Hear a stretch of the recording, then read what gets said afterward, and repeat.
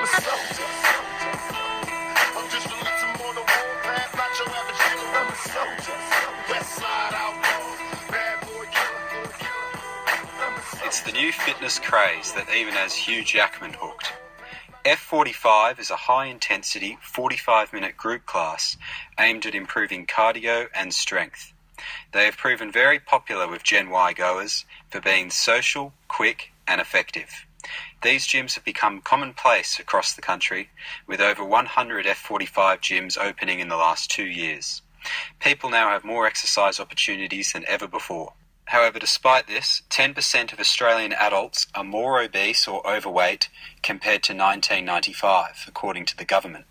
In fact, the number of obese Australians has risen from 22% in 2010 to 26% in One theory comes from the research undertaken by the Faculty of Health at York University in Toronto. The research found that if you are 25, you have to eat less and exercise more than people did in the 1970s and 80s to lose weight. People will be about 10% heavier in 2008 compared to 1971, despite reporting the same amount of food intake. They will also be 5% heavier and given the same amount of physical activity. A study out of the University of Melbourne saw Dr. Joseph Proietto recruit 50 obese men and women. They went on an extreme low-calorie diet called OptiFast, consisting of special shakes and 2 cups of low-starch vegetables a day. One such man who completed the OptiFast treatment was Paul Richardson.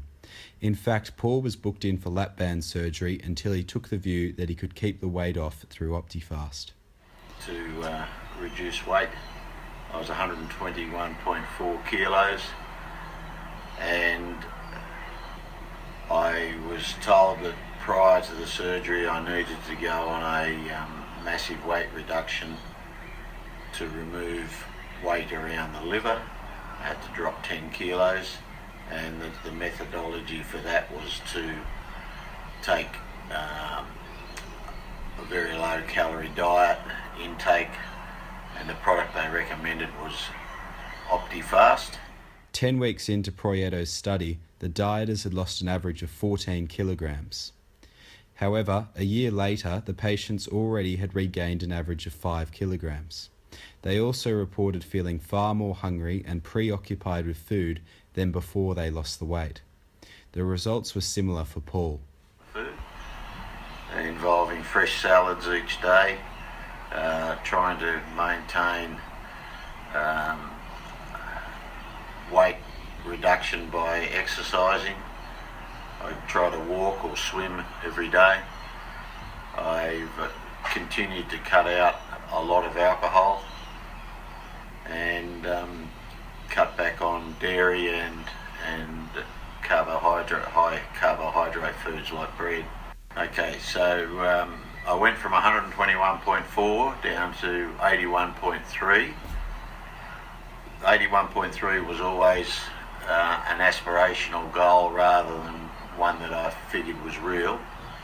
Where I'd prefer to be would be at 35 kilos lost, in other words 86.4, and currently I'm just below 90, so I've still got a little bit of work to drop 3 or 4 kilos back to a total of 35 lost.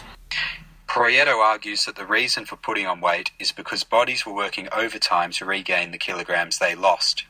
For instance, a gastric hormone called ghrelin, often dubbed the hunger hormone, was about 20% higher than at the start of the study.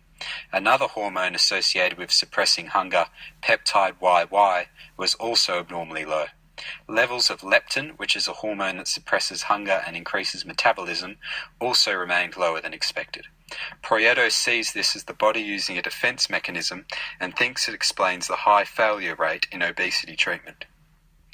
This difficulty in keeping weight off should provide Gen Y viewers a great reason to ensure they stay thin throughout their lives.